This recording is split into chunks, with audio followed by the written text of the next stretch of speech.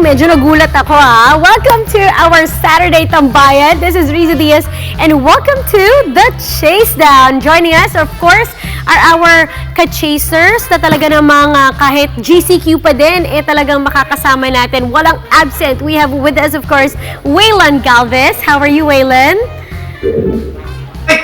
Ay, Riza, ito, nag-aalaga.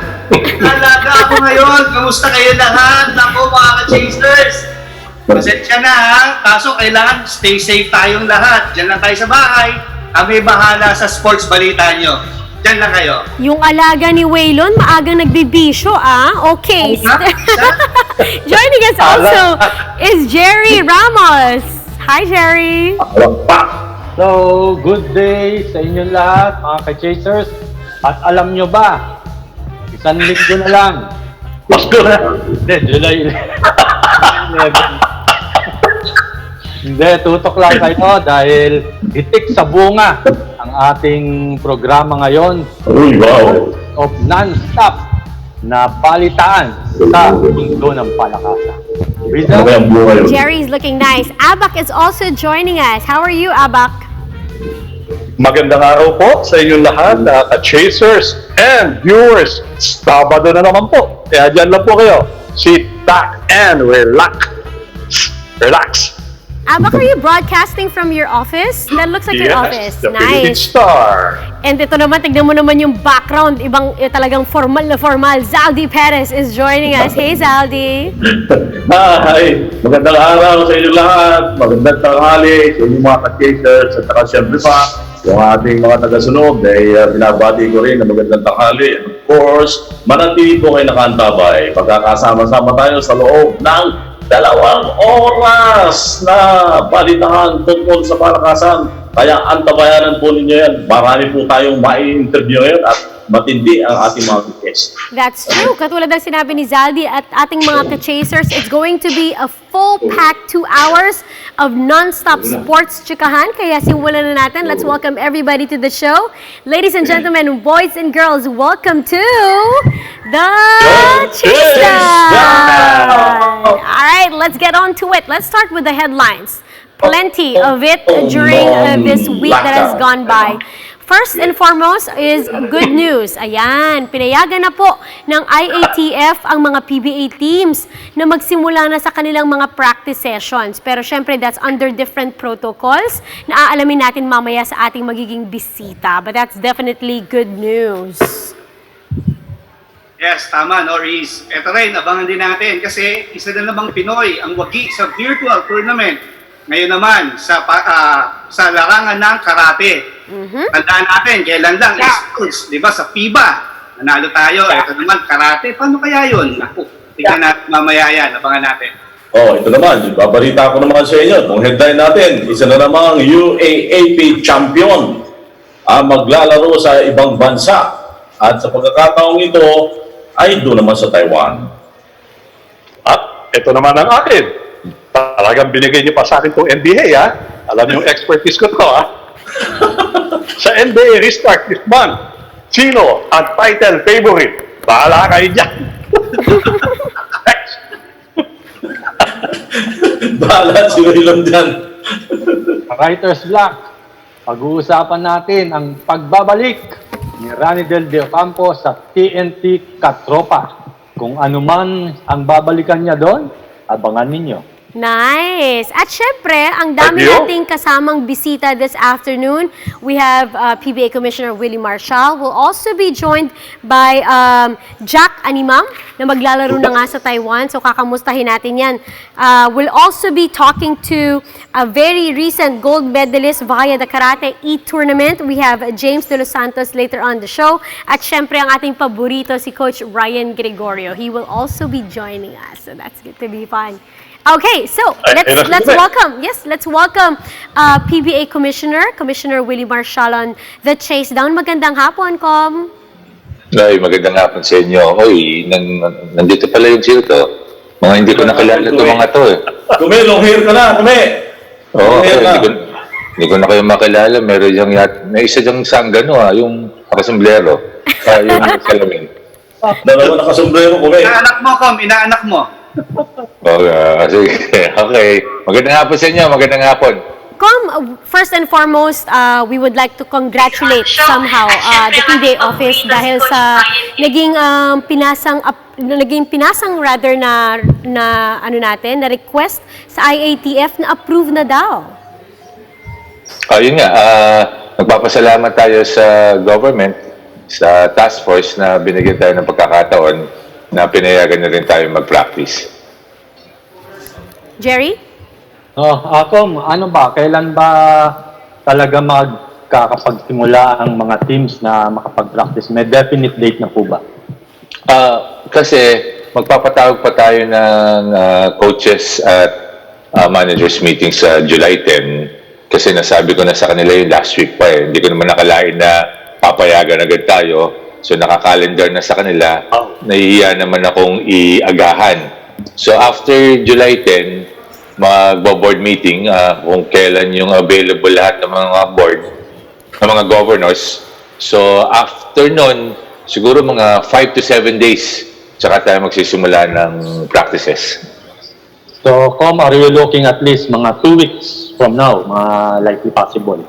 Siguro mga last week ng July, mga July 22, July 20, palagay ko, ganun. 2 lang, baka meron kang Very good nila. Yeah, Commissioner, before nung announcement ng IATF, medyo naging laman ng balita yung paglalaro ng ilang players natin, kabilang yung isang member natin, no? Si Japet Aguilar. Dalawa. Yeah, oo. Saka yung rookie ng Rain or Shine na si Wong. Ano lang yung can you give us an update? May balak pa ang PBA gawin dito sa mga players na to? Kasi parang naglaro sila ng 5-on-5 before the announcement ng IATF. Kahit naman ngayon, bawal pa ang 5-on-5. Yeah. So, pinatawag natin si Wong at si Japet sa Monday, 2 p.m. sa office. Kinausap ko si Isaac Go na sinabi ko, technically, nasa PBA ka, pero nasa Gilas ka pa, so hindi kita papatawag. Kakausapin lang kita, binigyan ko ng mga advices na huwag ganyan, huwag ganito, okay po, Comm. So, sinabihan ko lang siya. So, yung dalawa, si Japet at si Wong, pinatawag ko sa Monday. Possible, Com, na may whatever fine or whatever suspension or anything? Tingnan natin kasi yung video na sa akin, maliit, hindi ko masyado makita. So Monday, ilalagay ko sa big screen, makita namin kung anong explikasyon nila, doon tayo manggagaling kung anong gagawin natin, kung anong pwedeng gawin sa kanila. Abang, you have a question? Yes, sir. Si Jerry yata, may video. Anong video? Hindi, may video ako sa inyong lahat. Gusto nyo? May video ako sa inyong lahat na magkakasama tayo. Okay. Lalo sa si pare. Commissioner Marcial, meron po akong tanong. Opo.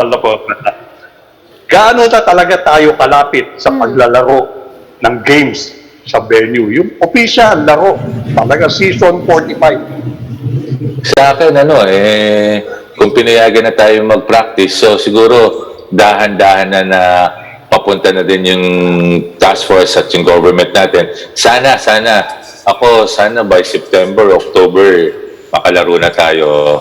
Malaking bagay na talaga sa atin yun. So, ako naman, ito kami, si Santi Perez po ito. Sino to? Si Santi Perez po ito. Okay po. Okay, parang breakthrough na ito nangyari na pinayagan na yung practice. Meron na ba kayong mga nakaantabay? Yung gagawin ninyong mga next move ninyo kasunod ng magbayad ng IATF na kayo mag-practice na?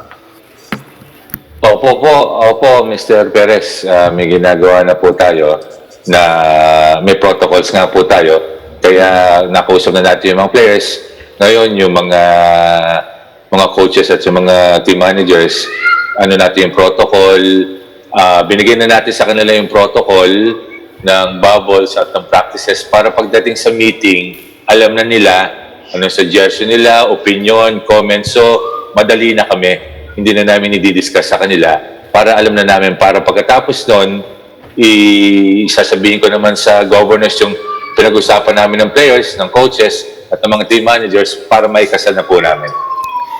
Just So, sa madalit sabi, masasabi natin na siguro naghahanda na rin. Kailan yung next submission ng plano ng PBA sa IATF sa palagay mo?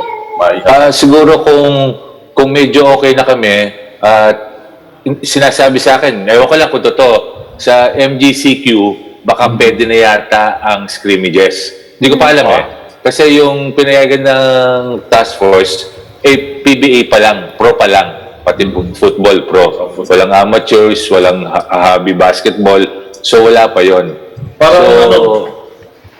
Para nakalagay ko pagka GCQ, ang papayagan, 4 na player lang. Pagka MGCQ, 6. Hindi pa natin alam. Hindi pa din natin alam. So, wala pa ako.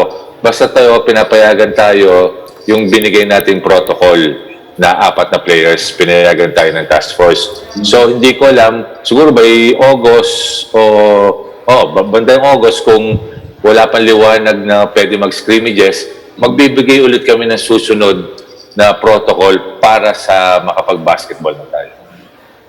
Okay. Thank you. Linawin lang natin, under this protocol na inyo pong sinubmit at na-approve ng IATF, ang pinayagan po nila na makapag-ensayo is 4 players and the coach at a certain time. Tama po ba? Parang 1 oras yon, parang ganon? And then palit. Tama. 45 to 1 hour. So, yun lang. Walang scrimmages, walang limahan, walang laro. Kaya bawal pa rin ang maglaro sa kahit saan dito sa atin sa Pilipinas. So, pinaglilinaw natin yon. Ang pinayagan pa lang are again the professional athletes na makapag-ensayo but not scrimmages. Practices that is limited to a certain time. And coach, yung kumbaga, kasi they're practicing in different facilities, di ba? So, depende na yan sa team's arrangement din nila doon sa kanilang mga practice facilities. Kasi I'm sure may mga protocols din yon. Meron. Titingnan din namin. Tapos may team ng PBA na iikot din. Bago ka maglaro, kailangan hospital standard ang disinfection mo. So, kailangan may certification sila sa amin. Tapos, kailangan na-test yung mga players 3 days before the game. May certification din sa amin. So, lahat yun. Kaya mas matrabaho ngayon. Pero okay lang. Basta ikakabuti naman ng lahat Definitely is still a step forward. We'd like to thank you, Commissioner Willie Marcial, for your time. And we hope to have you back kapag meron na po tayong mga further pang announcement and updates. Maraming salamat po. PBA Commissioner Willie Marcial. Maraming salamat sa inyo. Maraming salamat. Thank you, Comm. Thank you so much. Ayan, so good news. Again, the PBA has already been given an approval, a green light para makapag-ensayo na nga ang kanilang mga manlalaro under, of course, the GCQ. Now we're going to switch topics. NBA naman tayo. Let's hit it. Yes, nabanggit mo, NBA na nga. Kung yung PBA, kailan lang, fresh na fresh, pinayagan ng IATF yung basketball as well as football. Ayun nga, PBA, unti-unti nang makakabalik. Ito, NBA. Talagang sigurado na dahil in a few weeks, yung sinasabing bubble ng NBA sa Orlando, pupunta na yung mga players, makakapag-ensayo nila na sila. At ang pinag-uusapan pa ngayon sino ang mananalo, sino magcha-champion dyan sa tournament na yan, sa resumption ng NBA. May nagsasabi, sila LeBron, the Lakers, meron Kawhi Leonard and the LA Clippers, nandiyan din si Giannis at ang Milwaukee Bucks. At syempre, ang team namin ni Jerry, hindi dapat mawala yan. Ang Boston Celtics. Sabi ko na Pero syempre, mga ka-chasers, pati sa mga nanonood sa pipilitan mo ang dyan, ang tingin ko crucial dyan kung sino yung nasa kondisyon, sino ang kumpleto. Kasi the past several weeks, binabalita natin, may mga players na hindi payag maglaro. Maski they're under the bubble, yung format ng NBA. So, ako feeling ko lang, kung sino yung kumpletong teams, kumpleto sa players, siguro yun yung merong best shot to win yung may nakalagay na asterisk kasi hindi ito regular tournament ng NBA dahil meron nga tayong coronavirus sa pandemic. So, tingin ko medyo may konting question mark sa magsa-champion. Basta kami ni Jerry, Boston Celtics kami. Ewan ko kay paring Sandy, sa kay paring Abak, and also Riza, ano ba mo dyan sa ano na yan, NBA na yan? Naku, ang hirap eh. Kasi no, because also we have to consider, ang dami ring players na nagsabi ngang they wouldn't be joining the bubble. They're not comfortable to join the bubble. So ngayon, magbabago talaga yung dynamics ng mga teams. Oo, at bukod nga doon sa mga ayaw maglaro, meron pa mga injured. Katulad yung injury, si Durant, si Irving, mga malalaking player yan. Kaya nga sa tingin ko, itong pagbabalik din ng NBA, medyo magkakaroon ng problema sila kung paano tatanggapin siyempre ito ng public.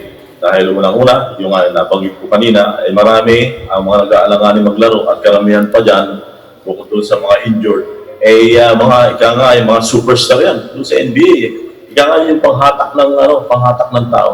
So itong para mangyayari, itong pagbabalik nitong NBA, dahil kauna-unahan sila mangyayari, para magiging magsisilbing experimental ito.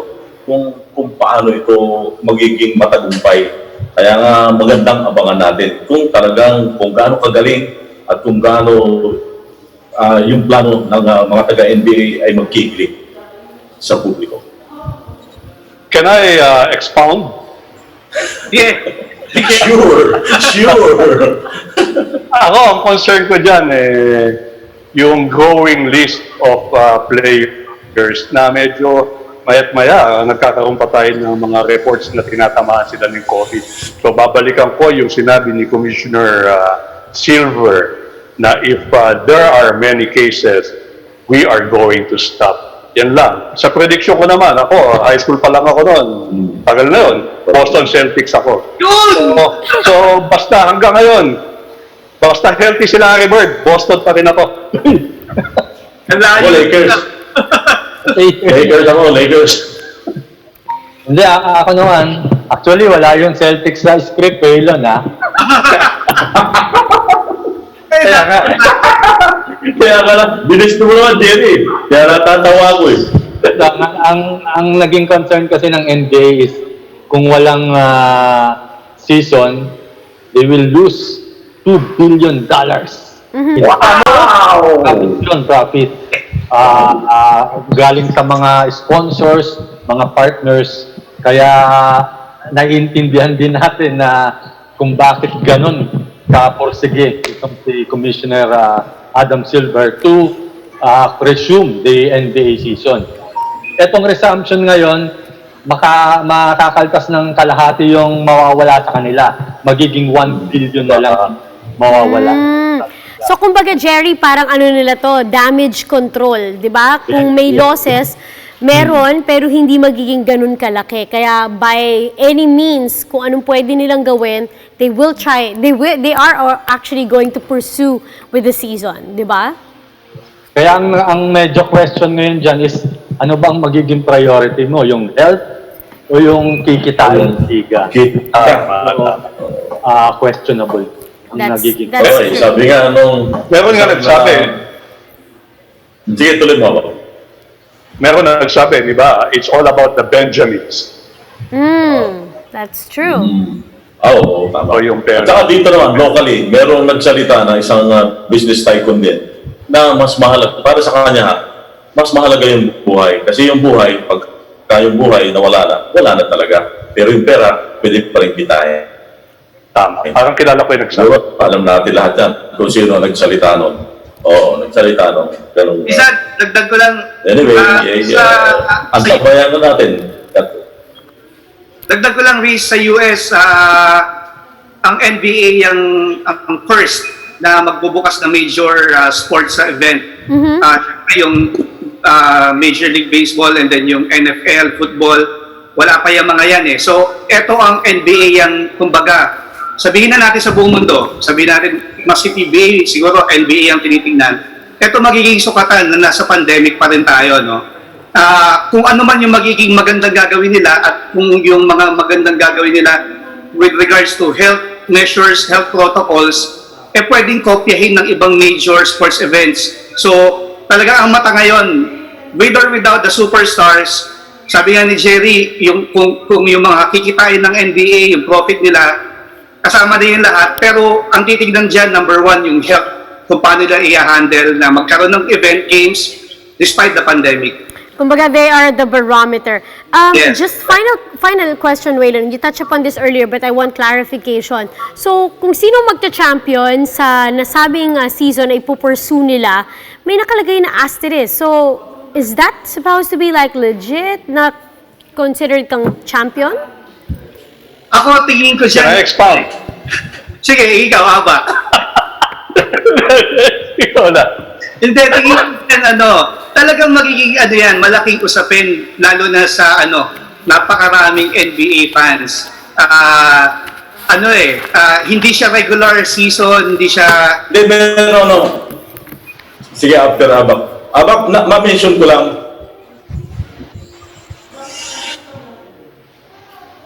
Go ahead. All right, we'll try to get back to Yeah. Zaldi after that. Waylon, you were saying... Yes, oo. Talagang magiging malaking question. Asterisk yan dahil hindi siya under normal circumstances. Right. So, talagang meron yan, tingin ko. Okay. All right. Maski dahil sa mag-champion. Madagdag ko lang, Go ahead, Zaldi. Magadagdag ko lamang. Kasi talaga nag-iingat yung NBA. Dahil sa, I understand, parang meron silang second bubble na pinag-uusapan. Siguro, just in case na siguro itong first bubble na mini-mention nga natin, yung pagpasok ng mga players dito sa Orlando, meron pa silang isa pang bubble na binabanggit. Ewan ko kung ano namang klase yun. Siyempre, bubble din, pero baka yun yung pusakali, medyo sumablay o pumutok yung bubble, yung unang bubble, meron silang pangalawa pa.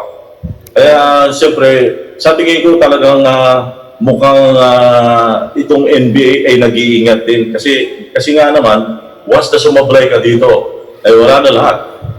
You're gonna lose everything. Kaya, kahit na paano, naggagawa na sila nung, kaya nga, kung sakaling hindi nga mangyari, magkaroon ng problema doon sa first bubble, meron pang second bubble. Please, i-clarify ko lang yung sinabi ni Zaldi kasi nabasa ko yan the other day. Okay. Yung bubble na yun is for the teams na hindi kasama sa Yes. 22 plus teams na maglalaro sa Orlando. 23 teams. 20, ilan yan, Aba? 22. Ayun, gulo mo eh. Hindi, yung sa bubble, yung 8. Oo, yung second bubble that Zaldi mentioned is for the teams na hindi kasama sa Orlando. What the NBA is considering is yung magkaroon ng second bubble sa Chicago.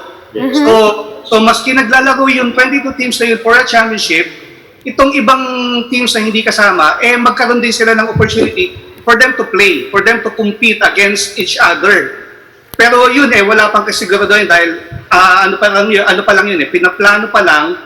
Kasi may mga ibang teams na hindi rin sigurado kung makasama, including the Golden State Warriors. I see. Okay. Yun Okay. pala yung bubble na yun. Kasi naman, ang alam ko ng mga bubbles, mga tiny bubbles, mga bubble tea. Ano ba yan? Nagutom tuloy ako. Alright. So thank you for the clarification, mga ka-chasers. And it was a very eventful discussion we already had from NBA to the PBA with Commissioner Willie Marcial. Pero marami pa tayong magiging bisita. Kaya wag po kayong aalis. After this break, we'll have more of our guests here on the Chasedown. Diyan lamang po kayo.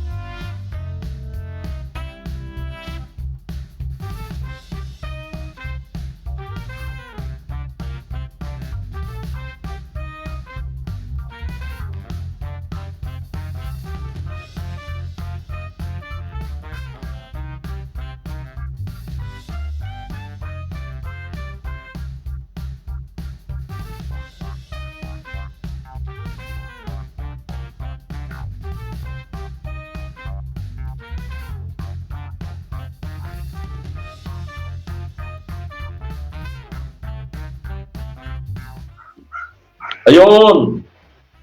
Kay Risa.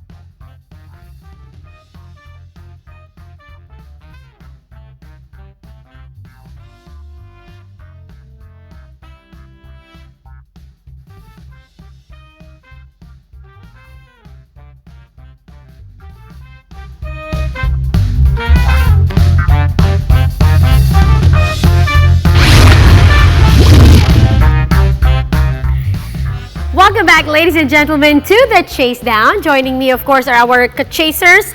We have Jerry Ramos, Waylon Galvez, Zaldi Perez, and Alba Cordero. I hope you guys are doing good. Kung kanina, kausap natin si Commissioner Willie Marcial and he gave us good news, di ba?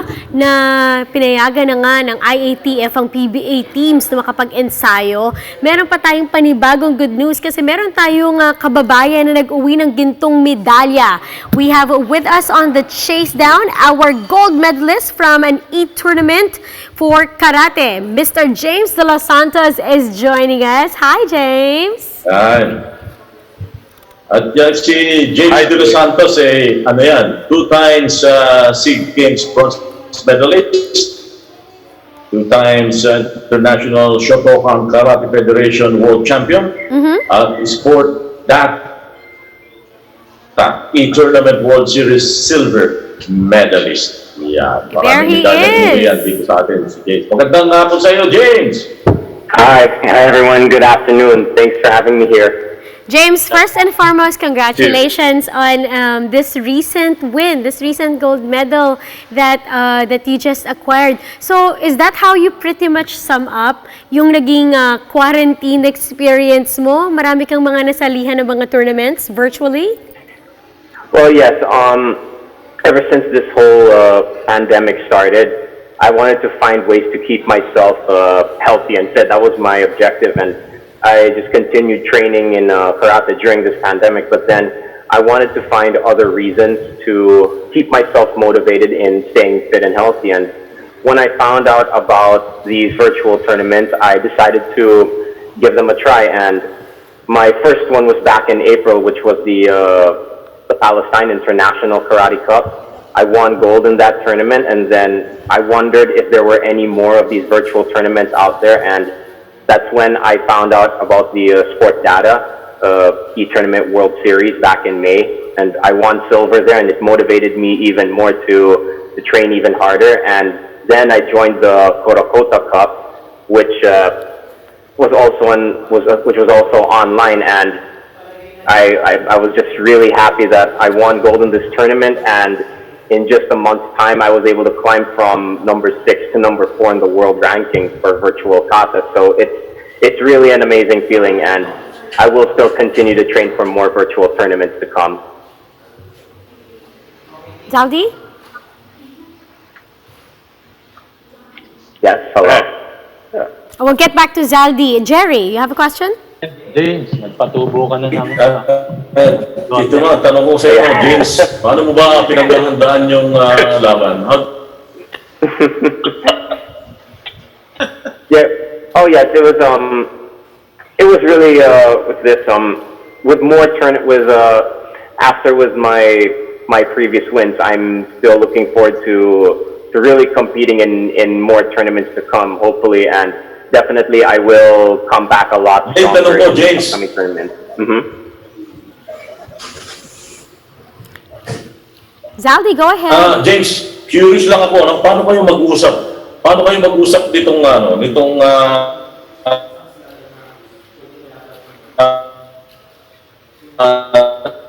Okay, we're Japanese having coach, no, some difficulties with Zaldi's connection. Pero James, Zaldi would like to know how did you go about with coaches? Were you trained also by coaches from Japan for this tournament? Yes, I was coordinating with my kata coach, Masa Saito. He was training me online from Japan, so every day I would always log online, and we would train at a certain time. And even during my virtual tournament, he would also be coaching me at my performance, especially with my warm-ups before I would actually perform and record my performance before I submit to the judges. So that we've been coordinating with each other, and I was also having a conditioning training which was provided by my conditioning coach, Jay Pupalan. So at the same time, besides karate training, I also had conditioning in order to really prepare me for these virtual tournaments. It's just like training, on a normal basis. Only the difference is you're talking to your coach virtually. Jerry. Online. James, hello. James, paano ba yung rules ng online karate? Is it the same kung nasa venue ka or iba yung pag nasa video ka lang? Well, actually, what sets the difference between the actual competition, between the virtual competition, is we record a video of ourselves and we submit it to the judges for evaluation. But in actual competition, you're evaluated right away. Unlike in virtual competition, the judges have the opportunity to scrutinize your performance because it's done through video, so they could go back over and over again and check your mistakes. And like I mentioned earlier, the evaluation in actual competition is done right away, but in terms of virtual competition, you have to wait a day for the judges to give out the result, and that's what actually makes it more thrilling. Like I would always have to wait for hours to see what my results are, so the nerves would get into me, but I always tell myself, just relax, you did your best, and just leave it, it's all up to the judges now. How many takes did it take you to perfect your performance? Well, usually what I do is I would warm up with my kata first before I actually perform. I would do it around 2 or 3 times, or even more if I really still wanted to get the hang of it. And then when I feel that I am ready, because I wanted to simulate it like it's the real competition, I only do a take once. But in some cases where my camera does have some technical glitches, then that would be the only time I would have to do a take twice or even more. Abba? Thank you. Yes, James. What's the significance of this victory and the fact that you moved up to number 4 in is it the world ranking? It's because these virtual tournaments, they add points for a world ranking for virtual kata, and just like I stated earlier, that I jumped from number 6 to number 4 just in a month's time, and that's really I would say it's an amazing feat for me. I'm quite surprised with myself, and I would say the significance of virtual kata competition is, you don't have to stop training. You don't have to stop training, especially for those who practice kata here in the country. I've also encouraged a lot of aspiring karatekas here to join virtual competitions out there. It's another way of keeping yourself motivated amidst this pandemic, because I firmly believe also that this pandemic will be around for some time, so why not make use of your time training, and especially for these upcoming virtual competitions. It's really a motivating way to keep yourself healthy and fit, and it's also very fulfilling when you when you bring home like a medal for the country. For sure. Waylon. More question, Riza. Oh, sorry. Go ahead. What's on the drawing board, James? What's next for you? Well, I'm currently, after my victories, I'm still currently training like for the upcoming any upcoming virtual tournaments, but definitely I will let you know, guys know when any more tournaments come up. I'll definitely keep you guys updated. Thank you. Waylon. Medyo intrigahin lang kita. Uy. Oo. Kasi in the 2017 SEA Games nanalo ka ng bronze. Yeah. In the last SEA Games hindi ka nakasali, and now nanalo ng gold medal, and you moved up sa world ranking, sabi mo nga, no? Is it parang to prove people na sana sinama niyo ako nung nakaraang SEA Games? Well, actually, because what happened last year in the Southeast Asian Games was very unfortunate. But I'm already moving on from it, and the reason why I'm still continuing to compete in these virtual tournaments is because I love my sport, karate. So it has been with me for I think around 16 years already. So even if I was not included last year in the Southeast Asian Games, it still won't stop me from doing the sport that I love. And these virtual competitions, it's a way also of me continuing to bring honor to our country. But James, given a chance, mag-try ka ba uli for the national teams kung sa SEA Games man or other international events? Well, because really right now I've already moved on from all these things that happened last year, and so far like I'm enjoying what I'm doing right now. But in terms of maybe returning to the national team, I still can't tell, honestly. But right now I'm just gonna continue doing what I'm supposed to be doing, is to continue training in karate to keep myself healthy and fit, and to also continue training for any upcoming virtual tournaments, and to also inspire other karatekas out there to never to stop training, even if there is a pandemic going on right now. Nice. Thanks.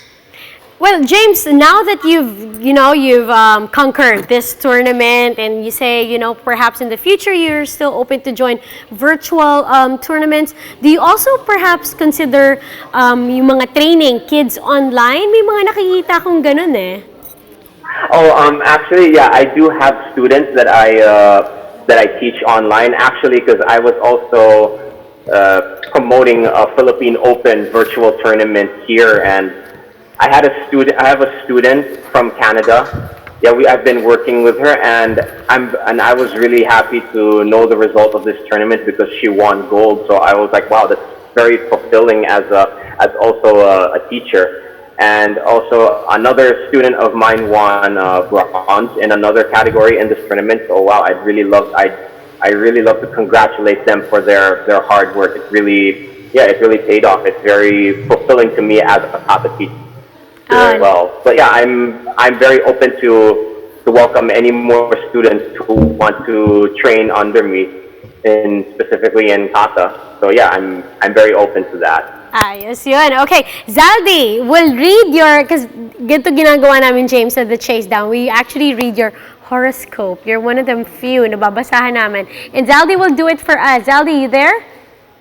Suplado naman to si Zaldi. Bago pala si James, okay. Yes, bago pala si James. Babasahin ko, ewan ko kung makaintindihan ni James to kasi English. Okay, akong magbabasa ng horoscope ni James. Are you ready? Do you actually read your horoscopes? Sometimes I do. Especially my younger sister, she's really into zodiacs and astrology. So medyo she problema also does that for me. Problem. I don't know kung magiging... Okay, so... Risa, malinaw ba ako? Okay, go ahead, Zaldi. Malinaw ako? Yes, kung go hindi, ahead. Okay. Tagalog kasi to James maging mas detalyado sa trabaho, sa kasamaang palad, ang iilang bagay ay kailangang pabayaang hindi tapos. Ibahagi sa iyong malapit sa buhay, mga pag-aalanganin ay ginagawa kabado kahit na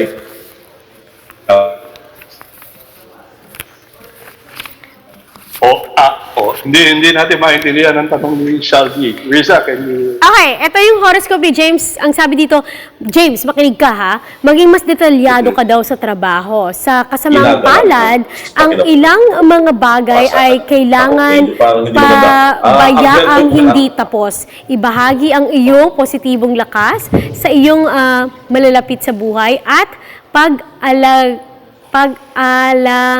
ayun na nga ba? At pag-aalanganin. Yun, ay ginagawa kang kabado kahit pag-aalanganin. Ay ginagawa kang kabado kahit na ikaw ginagalak sa kinabukasan. Yeah, that's super lalim. Okay, Luisa. Eto na lang. Ang compatible daw sa'yo ng mga zodiac signs are Leos and Scorpios. Ayan. That's awesome. James, before we let you go, you want to say hi to anybody?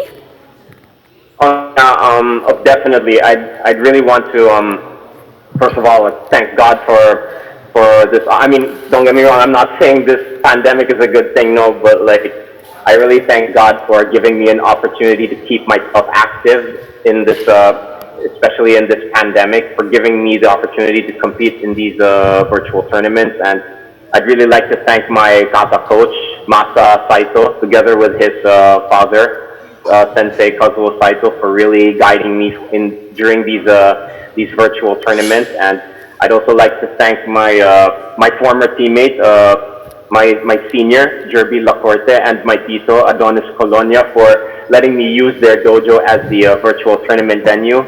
And also to some of my former teammates, and especially my family and friends, and to my mom and dad, who've always been there for me in my karate career. Thank you all so much for lending your support. I will continue to train and to inspire all karatekas out there to never stop training, no matter what the situation is. Like, whether you're in a good or a bad situation, there's always an opportunity. And to all karatekas out there, I really encourage you all to join these virtual tournaments. At least it'll keep you motivated throughout this pandemic. And also, I would say that this concept of virtual kata, it also gives an opportunity to many karatekas out here to compete internationally, and you can just do it from home. I mean, that's the greatest thing about virtual kata.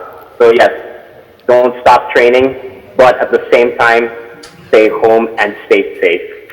Fantastic. Thank you so much, James De Los Santos, and congratulations to you again. Thank you for joining us here on the Chasedown. Maraming salamat. Domo arigato gozaimasu. Hey, James. Thank you very much. That was Thank James. you all so much.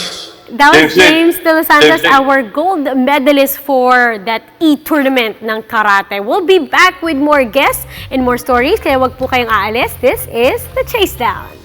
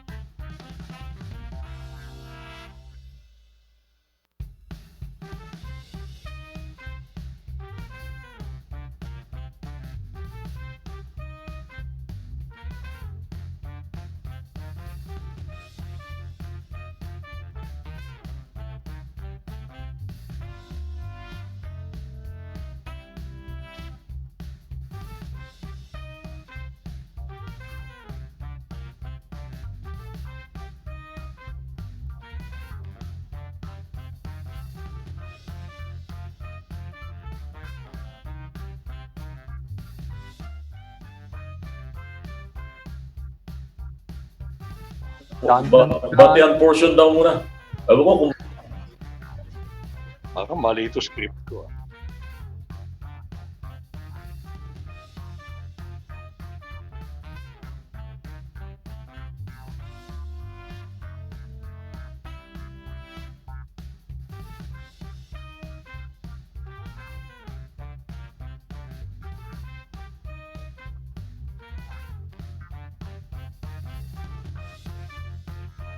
may router kasi siya PLDT to PLDT fiber yata.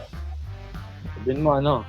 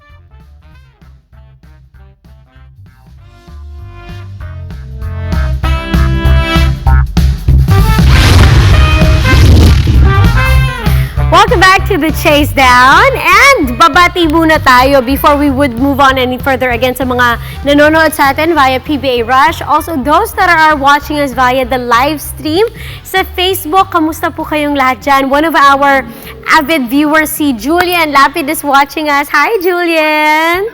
Namiss ka na ni Ate Riza. Guys, may mga babatiin ba kayo? Jerry, may babatiin ka? Oh, happy birthday! APC Vice President, Lucky Putin. ako naman, matagal ko lang hindi nababati ito. Yung nanay ko sa Morong Bataan, at of course, yung aking may bahay, si Annie Perez, at saka yung mga nanonood siyempre sa atin, yung mga suki natin. Matagal na natin silang hindi nababati. Kaya nga ito, pagkakataon na ito, pati na natin lahat. Mahirap yung mga pangalan ninyo talagang napakarami ninyo. Mahigit na yata kayong kalahating milyon Kaya nga, hindi na namin mababasa. Pero itong pagkakataon ito, binabati namin kayong lahat. Yun na yun. Ako, batiin ko lang yung Wait lang, dali. fellow fan ko, collector ko, si Joseph Antipolo, J.J. Rosario, at si Gerald. Para ka lang yata makalibre. Ikaw din, baka meron ka. Wala naman, nabasa ko lang. Birthday din ng idol natin, pare. Birthday ni Tom Cruise ngayon. 58 years old. 58 years old, Tom Cruise, happy birthday. Wow, talaga? He's 58 already, pero grabe, no? He does his own stunts. You know? He's 50. Hindi, alam mo kasi, hindi, Risa, alam mo kung bakit binabati ni Abak yan?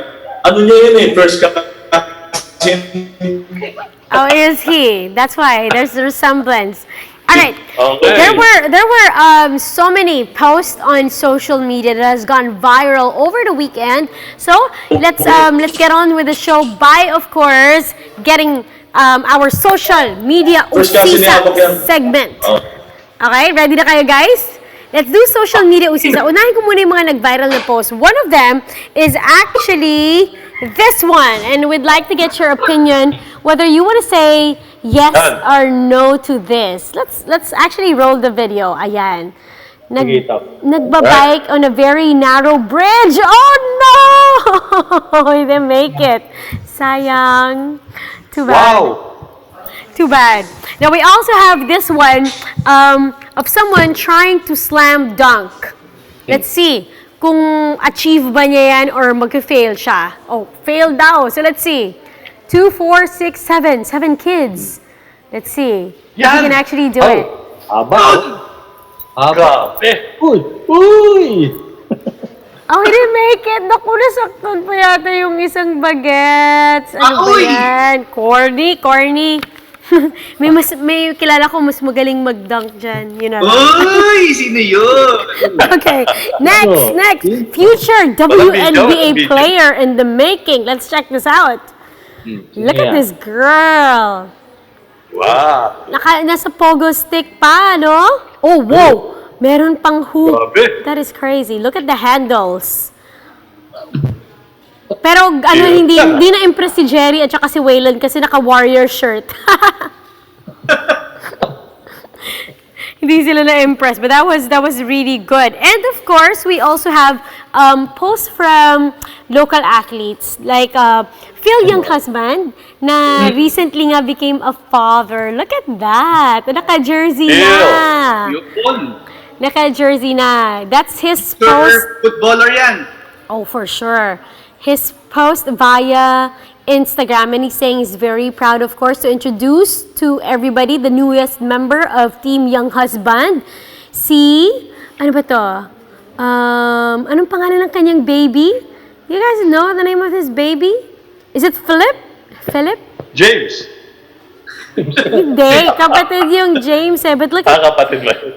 si Phil, ayan, dala-dala ang kanyang newborn.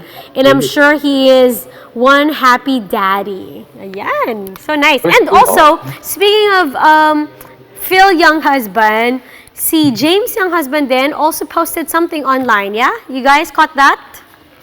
Oo. Ano yun? Nag-retire. Yeah. Yeah, he recently said that he will have to, retire from playing football professionally. But I'm pretty much sure he would still be very much active on the football community. Like James earlier, na guest natin, si James De Los Santos. Meron ding si James, may mga, kumbaga mga training camps for younger ones. Clinic. Yeah. Kayang-kaya. Ano pa? Meron pa ba? And of course, on the world of WWE, wrestling naman, si Undertaker din daw magre-retire na. So, will be an end of an era. Ayan, mamatay ba si Undertaker? Hindi. Huli Bata pa niya na. Ayan, no? I remember when I was younger, napakaraming gabi akong hindi pinatulog ng maayos niya ni Undertaker. Takot eh. Diba? Kasi nakakatakot talaga siya. And when you're younger, nakakapanood ka niyan, diba? I don't even know bakit nga ako nanonood niya ng late na. It was late kasi it was aired it was aired so late, diba? Back in the day. Ganon, yes. Oo, mga after 10 na. So when I was watching WWE, kapag si Undertaker, hindi ko alam kung papatayin ko ba yung TV or mananatili ako manood kasi natatakot ako sa kanya. But yeah, some of our loved athletes, our personalities, saying na they would retire already, like James, Young husband, and The Undertaker. Okay, when we come back, we're going to take a very quick break, but when we come back, we'll have more guests and more sports stories. Kaya wag po kayong aalis, magbabalik ang The Chasedown! Diyan lang kayo.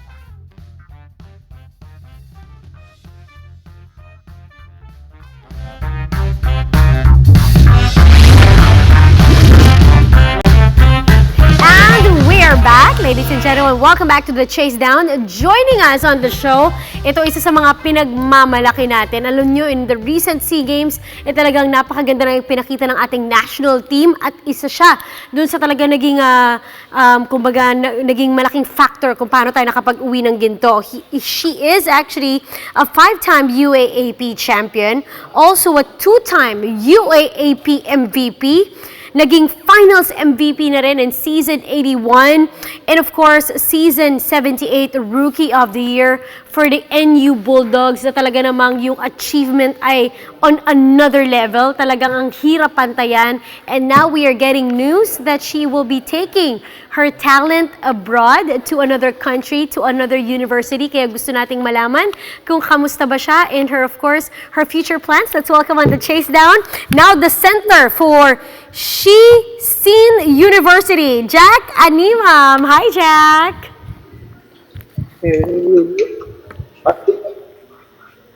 Ano yata siya? Jack, sorry, tinamaan ko ba tinamaan ko ba, Jack, yung pronunciation ng bago mong school? Chasedown University po. Chasedown University, ayan. Playing center. Shishin.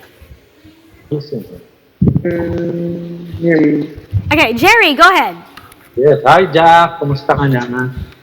Ang ganda ng talagang ng protocol si Jack, Jack,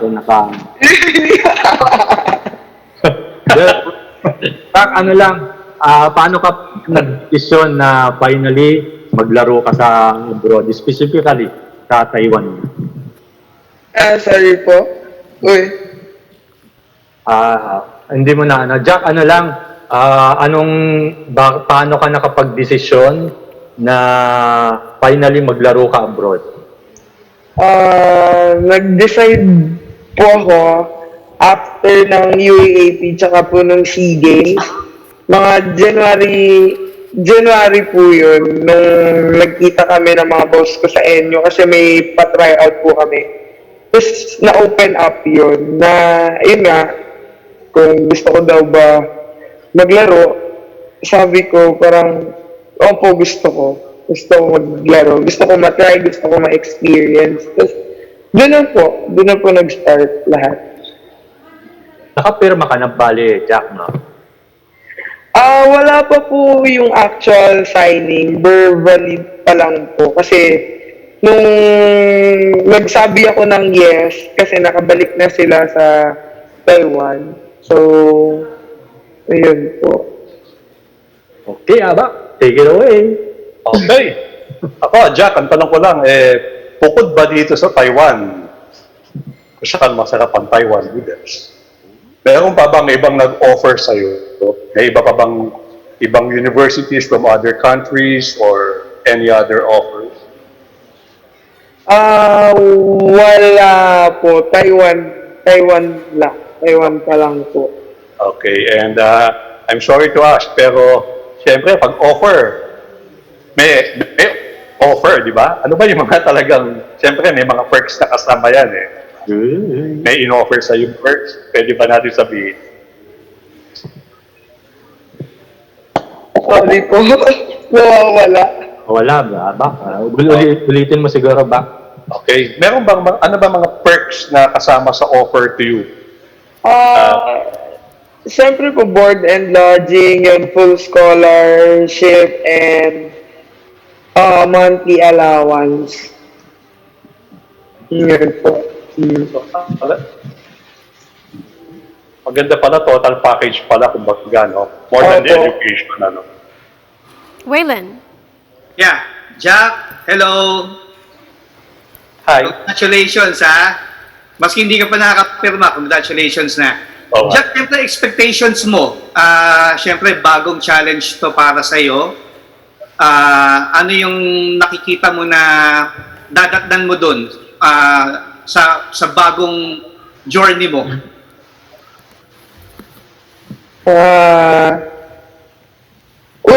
Ulit, sorry po, nawawala. Wala. Yes, Jack, ano lang, expectations, bagong challenge sa'yo to, bagong journey mo, kumbaga, bagong ano to bago lahat sa'yo to kasi lilipad kang Taiwan. Siyempre, unang-una, sobrang excited po ako kasi siyempre first time. And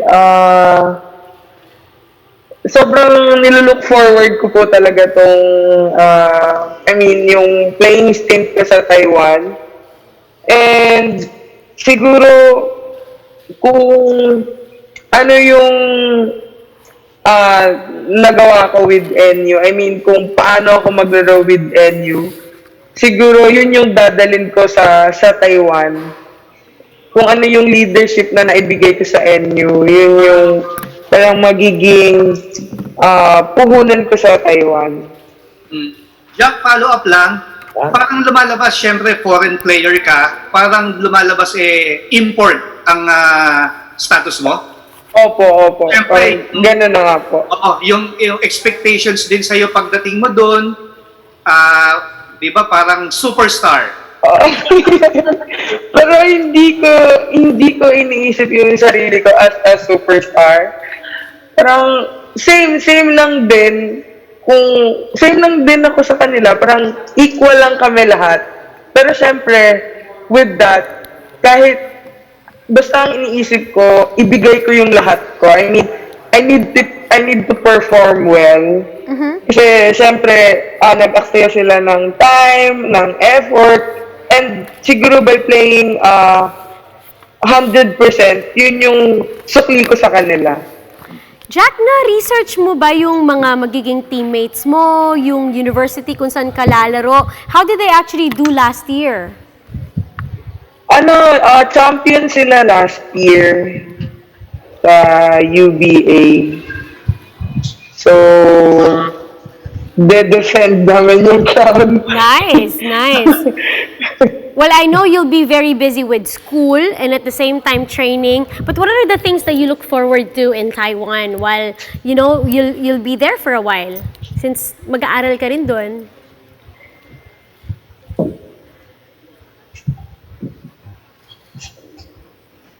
Jack? Liz, pakiulit mo nga kay Jack. Jack, can you hear me? Ay. Jack, since you will be in Taiwan for quite some time kasi mag-aaral ka, hindi naman syempre lagi na lang aral and training. May mga nilook forward ka ba na mga magawa, mabisita, makain sa Taiwan? Actually, hindi na naman ako bago sa Taiwan.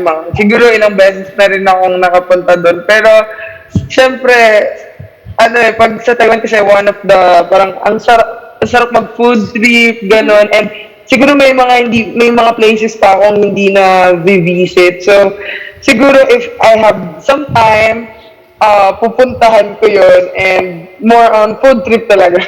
Milk tea. Nice, yeah. Riz, may tanong pa ako kay Jack. Go ahead, Cherry. Jack, kasi nagiging trend lately yung mga pagpunta ng mga Filipino players sa abroad para maglaro, no? Tingin mo pa ito magpapatuloy na? Tuloy-tuloy na ba ito? Sana po tuloy-tuloy na to. Sana mas marami pang Filipino athlete na makapunta overseas to experience playing overseas kasi feeling ko and siguro sobrang laking bagay nun para sa atin, lalo na kung part tayo ng national team. Yung experience na makukuha natin dun, pwede nating madala sa national team natin and mai-apply. So, napakalaking bagay nun. That is very true. Alright, Jack, it's an opportunity for you na magpasalamat sa mga supporters mo and of course, ayayahan na rin sila na suportahan ka kahit sa Taiwan ka na maglalaro. Opo, siyempre, sobrang laking bagay pa rin po ng suporta ng buong Pilipino na kahit sa Taiwan na ako maglalaro, but sure ako na kahit sa Taiwan ako maglalaro, para pa rin to sa mga Pilipino. I hope I can make you proud. And you will, for sure. And we are so proud of you already. Keep up the good work.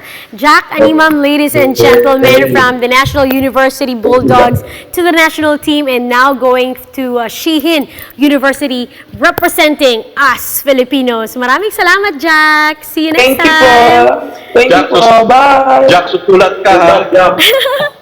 Susulat ka ha. Sarap sumama kay Jack. Sarap sumama doon Bye-bye. para makapag-milk tea sana. Alright, thank you so much, Jack Animam, for your time. Pagbalik namin, more of our guests, kaya wag po kayong aalis. Masaya pong magiging kwentuhan natin dito lang sa The Chasedown. Stay right there.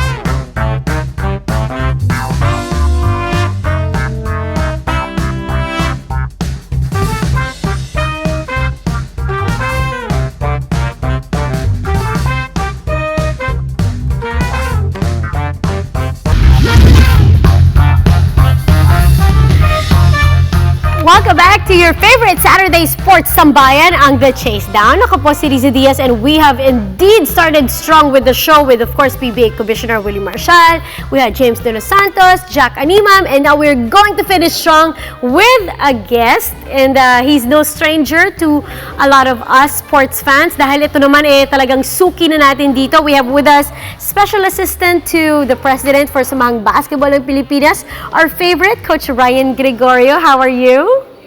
Again, maraming salamat sa inyo and good afternoon to everyone. Coach RG, I'll shoot the first question. Before you, we had Jack Animam, and she is going to play for Taiwan in a university. And then, of course, we've learned that 3D Ravenna is going abroad too. In the light of these Filipino athletes that are going abroad, taking their talent, what does this say about the basketball program that we have here in our country? Well, it's a welcome development. It's a great opportunity for Filipinos to play elsewhere, get the necessary experience, get better working and playing in an international kind of basketball. But the biggest question there is, what if you get called up by your country? Are you going to play for free? Yun ang parati kong sinasabi because alam mo, importante na every time you play for flag and country, you make yourself available all the time. And wala nang haggling, wala nang negotiation. So I'm just happy na si Jack will be playing abroad. And of course, si 3D Ravenna signified also his guarantee na pag tinawag siya ng Gilas Pilipinas, automatic maglalaro siya para sa bayan. Abak? Yes, papunta tayo sa grassroots sports coach ng Samahang Basketball ng Pilipinas. Gaano ba ka-importante itong grassroots program ninyo?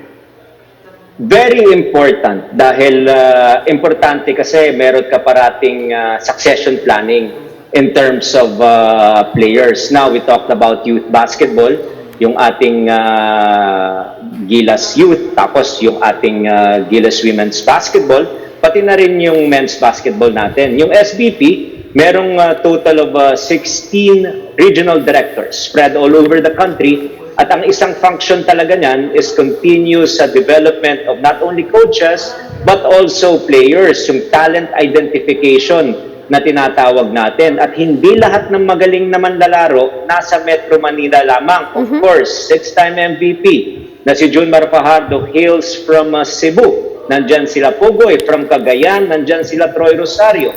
From Pampanga, napakaraming magagaling na manlalaro led by the Blur, Jason Castro. So hindi dapat makita lang natin, of course, the biggest stage is still in Metro Manila. But ang importante dyan is makita natin kung sino ang mga next Gilas players na magre-represent sa ating bansa. Coach, ako may tanong. Go. We've been hearing mga grassroots lagi, no? Ano ba ibig sabihin ng grassroots? At ano ang sakop nito? Yung grassroots kasi talaga, pag sinabi mong grassroots, yun yung mga programang magsisimula doon pa lang sa low level or di kaya yung tinatawag nating beginners level ng basketball. Kaya yung grupo ni Coach Jong Wichico pumupunta doon sa mga malalayong lugar para i-coach yung mga coaches na maturuan ng fundamentals, maturuan din ng proper way of coaching, and eventually, that transfer of technology will be transferred to our players. Kaya kung makikita nyo, yung roster, for example, ng ating Gilas Pilipinas, napakarami dyan galing sa mga malalayong lugar. Nabanggit ko kanina, yung mga manlalarong galing sa Cebu, galing sa Cagayan, galing sa Pampanga. Ang panimula talaga nun is yung grassroots development na ginagawa ng SPP. So makikita na lang kasi natin minsan na people have the negative connotation that when you talk about SPP, it's just men's basketball. But in reality there is the development of referees, there are coaches that we're trying to develop, and also the 4 pillars of basketball right now. Youth, women's, men's, and 3x3. Those are the comprehensive things that SBP is trying to look out for. Abak? Yeah. Coach, Will. tanungin ko lang tong bagong ka-chaser natin. Oh. Grassroots pa rin, Coach. Okay. Itong nangyayari sa atin to, na sa pandemic tayo, you mentioned si Coach John pumupunta sa mga probinsya para turuan yung coaches, para i-transfer yung technology naman sa mga bata. But now, nasa pandemic tayo, may possibility ba, Coach RG, na magbago yung the way ng pagtuturo? Like for example, online. Yeah. Yes, I think we've ventured into that already, led by the creativity of Coach Jong with Chico at yung kanyang mga kasama. Nandyan si Mark Solano, nandyan din si Coach Betia, pati si Ex-Gubat. Yung mga grupong yun kasi, yun ang pumupunta sa probinsya in normal times. But itong time na to, basketball never stops, especially in the Philippines. So they thought of creative ways to do it online, and we were able to launch it 2 weeks ago. Napakaganda ng take-up. At tumaas yung hits, tumaas yung likes and followers ng SBP Facebook page because of that particular initiative. So you ask me once again, what is SBP doing? We're trying to embrace technology, the infrastructure that is available for us, and the creativity necessary for us to exist and become relevant. We've been doing it. So ang next na ginagawa natin ngayon dyan, it's now in the pipeline, yung referees naman natin. So again, because of our situation, restricted ang our movement, ang ating mga movements, pati yung physical interaction, hindi pa ina-allow talaga on a massive scale, we have to use technology to our advantage.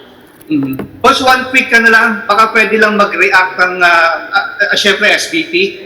Yung nangyari the previous days, yung 5-on-5, na naglaro yung ilang players natin, including si Japet from the Pro. May reaction ba ang SBP dito? Saka para maging panawagan na rin ng SBP na hindi pa talaga totally lahat pwede maglaro ng 5-on-5? Well, this is not the official statement of the SBP, but of course, the SBP came up with protocols and guidelines for everyone to follow, even the PBA. Kailangan talaga dyan strict ang adherence natin kung ano man ang kasulatan, ano man ang panuntunan, at kung ano man ang dapat sundan. So kung may mga manlalarong nag-break doon, you just have to make sure that constant reminders will be done, education at its finest. We have to remember that we are not out of the woods yet. Hindi pa. True. I mean, yung 6 na pwedeng na pinayagan, meaning 6 people at a given time na pinayagan ng IATF. That means 5 players, plus 1 coach. PBA ang binigyan ng clearance, pati na rin ang football. So ang tanong dyan, paano yung mga ibang liga? Unfortunately, ang ipinaglaban lang ng GAB, dahil under ang PBA doon, is yung professional teams. So yung mga wala pa at hindi pa sakop doon, hindi pa kayo pwedeng maglaro, bawal pang lumabas. Wow. Galing mo. Nadali mo pa yun, Coach, ha? Abak, do you have further questions? Yes, Coach. Si Thirdy lalaro sa Japan and si Jack, of course, sa Taiwan. And merong mention ng ilang pong players, PBA players, active players, na parang hinahire ng ibang liga, no? Is this, are we looking at the trend, and is it good or bad? What are your thoughts? It depends on how you look at it. If it is for a long-term exposure, that might take away some of our talents that will eventually play in the PBA. But the PBA has its safeguards, meaning after graduation, pwede ka nang sumali sa draft, and 2 years na hindi ka sumali, then you might be gambling too much, and you might lose an opportunity to play in Asia's best play-for-pay basketball. So yun ang mga kailangan mong pag-isipan, and a lot of people will eventually realize that the PBA is still the biggest source of talent here in our country. Now, for a short period of time that you want to gain the experience necessary for you to improve not just your basketball skills, but pati na rin yung character mo, then it's all up to you. It's one of the things that is great about the Philippine setting, wherein you have the freedom of choice. So kung gusto mong ganun ng track na gusto mong tahakin, okay yan. Ang importante lang, just like what I said when we opened this conversation, when your country calls you and your number is named, be ready to wear Gilas Pilipinas uniform. Yun naman talaga. Coach RG, since you are very generous with your time and you have the freedom of choice, would you be very nice to join us for Writer's Block? Oh, for sure. Ayan naman talaga. Alam mo, lakas ko kay Coach RG, di ako mahihindian yan. Okay, for Writer's Block, we start off with Waylon Galvez. Waylon. Yes, Rizzo. Kailan lang nakausap natin si PSI Director Mark Velasco, and he mentioned na yung Ultra or yung Phil Sports Complex i-disinfect. Actually sa Ultra meron tayong 22 athletes na kumbaga na doon na inabutan ng lockdown eh. So ngayon, may plano ang PSC kasi sumulat ang ilang NSA sa kanila na yung mga athletes natin na merong Olympic qualifying next year makapag-train na. So sabi ni PSC, sige, tignan natin yan, pero una muna natin gagawin, i-vacate ang Ultra, i-disinfect bago natin lagyan ng mga athletes na mag-training. So magandang development yan kasi nabanggit niya na payag na yung IATF sa basketball, sa football to train.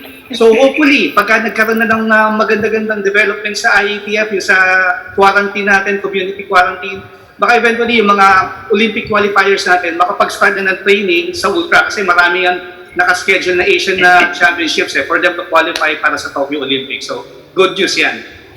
Yes, I agree totally. But there are 4 things that we always have to follow para lang magkaroon ng kumpiyansa yung ating mga atleta. Number 1, we have to protect the building.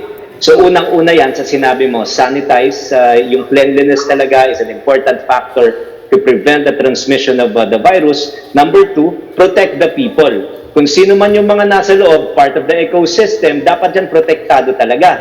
At hindi, kumbaga, kakabakabahan na baka sakaling tamaan sila. Number 3, control the access. Hindi lahat ng tao pwede pumasok dyan.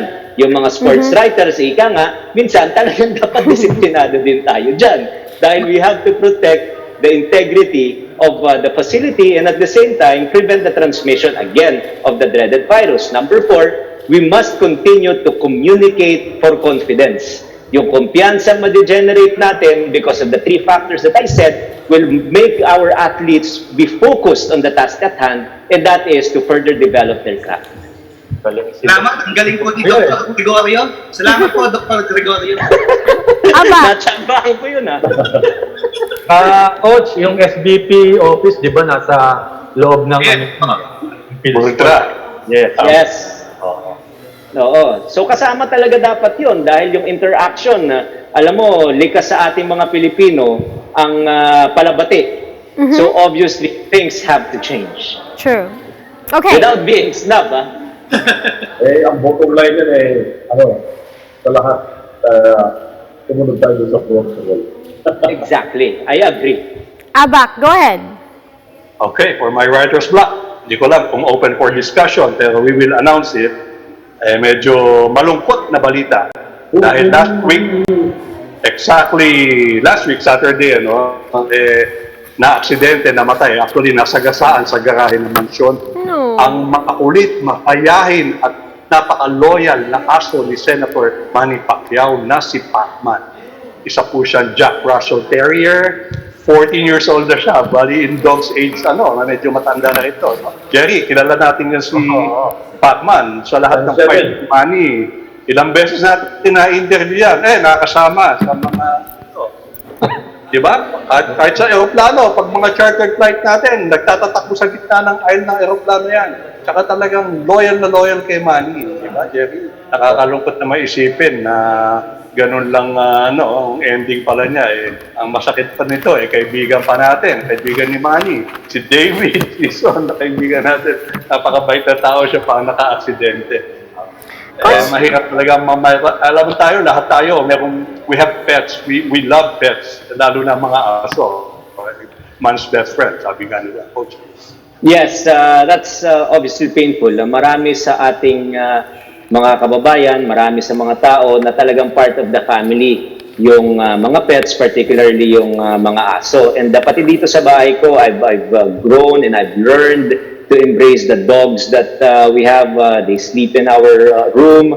They can just roam around in our living room, kung saan-saan, dahil nga part of the family sila. So yung ganun mga pagkawala, ganun mga losses, parang namatayan ka rin talaga ng miyembro ng pamilya. Coach RG, what are the name of your dogs? Correct.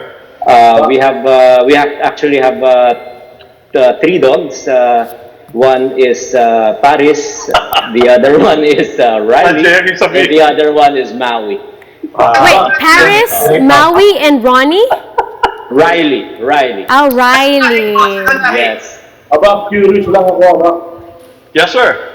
May internet ba si Pacman? Magkaroon ng internet para tawin.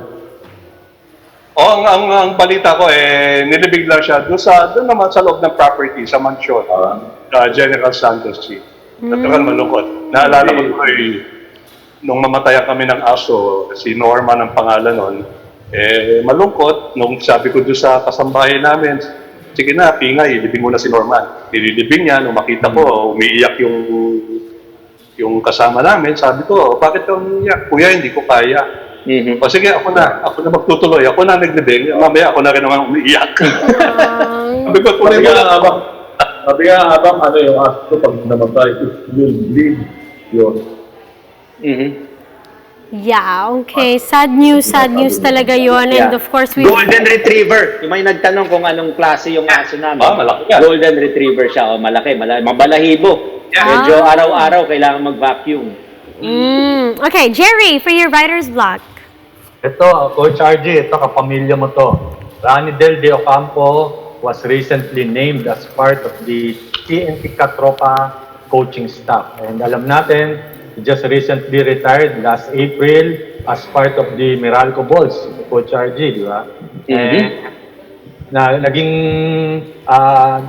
kumbaga naibulalas ni RDO na gusto niya namang magkaroon ng coaching career after his retirement. And ito na nga, 3 months after, Top and Text came knocking at his door. Inoperan siyang maging part ng coaching staff ng team and he willingly accept the role. Coach RG, your take? It is always good. We reward loyal people. It's not like after playing career. It is the natural next step for players to venture into coaching. Just to go full circle from playing and donning the corporate uniform, then as Gilas, and then now coaching. That is just a testament that in our group, we take care of our people. Kung sino man ang nagsilbi ng maayos, nakapagbigay ng prestige sa grupo, at di lamang yan, was able to conduct himself in the most positive way, will always be welcome for a long career ahead, right after playing. Yun. You think he will come, Iris, isa lang. You think he will be a good coach, si RDO? Yes, I think one of the more important things that you have to have as part of your skill set is the ability to communicate. Maganda kasi ang demeanor nitong si Ranedel de Ocampo, not threatening. Maganda dahil may pagka-soft spoken yung kanyang style. Plus of course, when you take a look at the people that you're coaching and the player that you're coaching will ask, saan ka ba nang galing? True. So yung experience niya ngayon will speak for the things that he will impart to his players. That was a totally different situation when I was coaching. Because nung tinanong ako ni Alvin Patrimonio, saan ka ba nang galing? Sa barangay lang po. So, medyo mababa yung credibility factor natin. But with Ranedel de Ocampo and his vast experience, the basketball player, an international journeyman, he will definitely be respected. Coach, mga loyal at experienced na sports writers, tumatanggap kayo? Tinatanggap natin yan. Buong-buo. No, Coach, I was gonna say, yung ano ngayon I think the players now are a little more critical also with the coaches that that they actually work with, diba? It's not about them questioning kung ano yung capability, but of course, when you have credibility, it commands also the respect diba? That you will get. That's Because you're right. dealing with professional athletes. You're not dealing with student athletes. These are professional basketball players. So, si Ranadel, he doesn't, he's very soft-spoken, but he doesn't have to talk so much. Everyone knows what he's been through and what he's done. And makikinig ka sa kanya, diba? Yes, the transfer of technology will be immeasurable, especially if you have a guy like that na alam, not that tall, but he plays the big man's role, can play inside with his great footwork and pivot moves, can step outside and shoot the three-pointer. So if you're a big man and you want to make a living for a long time in the PBA and be part of Gilas Pilipinas, Ranadel de Ocampo is always a great calling card to call. Tama, Coach RDL. Okay, before we get to Sure. Zaldi will read Ranadel's tuloy, Coach Ryan Gregorio's horoscope. Coach Ryan, imbitahan mo naman yung mga ka-chasers natin na nanonood sa The Huddle lagi din syempre, tumutok. Oh, jump ball rather. Yes, isama na rin natin sige yung huddle ni Richard Del Rosario. Mas marami kasing show sa akin yun eh. Pero gano'n na rin, alam mo naman ako, sport ako eh. And yung isa pa is of course yung jump ball. Kasama natin dyan si Paolo Del Rosario. And again, Richard Del Rosario. Tapos si, bago sa mga naloban, Carlo Pamintuan and Ali Pic. It's a good show. It's a debate type of a talk show. Lumalabas pati yung ugali namin will always be opinionated. It's entertaining and it's educational as well. Okay, Zaldi, are you ready for Coach RG's horoscope? Okay, babalikan natin si Zaldi. Pero Basahin Coach mo na. RG, kasi special ka sa amin, babasahin ko yung horoscope mo para sa'yo. Ang sabi. Bigla sumusunod eh. Ikaw na magbasa. Okay. Coach RG, born in April 7 and he is an Aries. Ang sabi dito, magtiwala ka daw, Coach RG, sa iyong damdamin at gawin sila ng may kumpiyansa. Huwag kang magtiwala, yan, sa casual na kakilala at kakayanan mong magpangiti ng sino man na maging mahalagang bagay para sa taong yon. Ano daw? Anyway. Wag. Oh, ito malinaw. In short. Ito ang malinaw. Huwag kang dedepende sa swerte. Tumayo ka daw sa sarili mong paa. And the compatible signs with you are Aries and Virgos. Yan. Sinasabi si Aba. In short, Coach, magtiwala ka sa sports writer. Yun. Exactly. So I have trust issues pero dito sa apat na mga Ginoo na to, talagang buong-buo ang aking pagtitiwala. Yan. Ako Magalit kay kay Richard Del Rosario. Igutan ka na sa Chasedown. Kaibigan natin yan, tuwad-tuwa tayo ron. Mahusay naman. But again, the jump ball for Coach RG Gregorio is of course one of them shows on 1PH na kailangang abangan. Kasama na rin ang The Huddle and the Chasedown. And with that being said, we'd like to thank everyone for joining us today, from PBA Commissioner Willie Marcial, sa mga naging bisita natin, James De Los Santos and Jack Animam, and of course, Coach Ryan Gregorio. On behalf of the Chasers, Jerry? Hi, stay safe pa rin. Nasa GCQ pa rin tayo. And yun lang, stay safe, stay home kung wala rin lang gagawin na mahalaga. Abak. Stay safe. Wear your mask. Kung ayaw nyo, magsama kayo ni Donald Trump. Zaldi. Ako, ewan ko kung ako gaya yung Indian pala, pero anyway, nagkaroon ako sila, ang mensahe ko pala, stay safe. Okay. Waylon. Yes, stay safe. Alaga-alaga ng baby, huwag lalabas. Alak binibigay mo. Bahay-bahay lang tayo. Coach RG. Again, thank you very much, everyone. Stay safe. That has been said all the time. And just maintain physical distancing. I don't want to use social distancing dahil we don't want to lose that us being social. So physical distancing lang para siguradong hindi tayo mahawaan. Alright, and with that, ako po si Liza Diaz, thanking all of you for joining us this Saturday afternoon. We hope you enjoyed the show as much as we did. Magkita-kita po tayo next week, and this has been the Chasedown.